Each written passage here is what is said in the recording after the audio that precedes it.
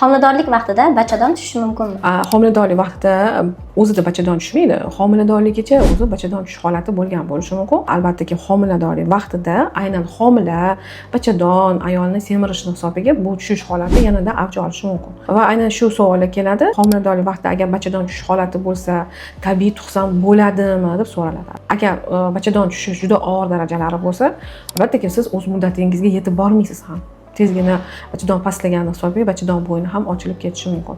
Agar sizda muddatingizga bordingiz va juda ham og'ir darajada bachadon tushish holati bo'lmasa, albatta tabiiy tug'ruq sodir bo'ladi. Tug'ruqdan keyin chilla chiqqandan keyin yana borib ko'rinadi va agargina kerak bo'lsa operatsiyalar, ya'ni bachadonni ko'tarish yoki plastikalar tug'ruqdan keyin 6 oy muddat o'tgandan keyin ruxsat beriladi.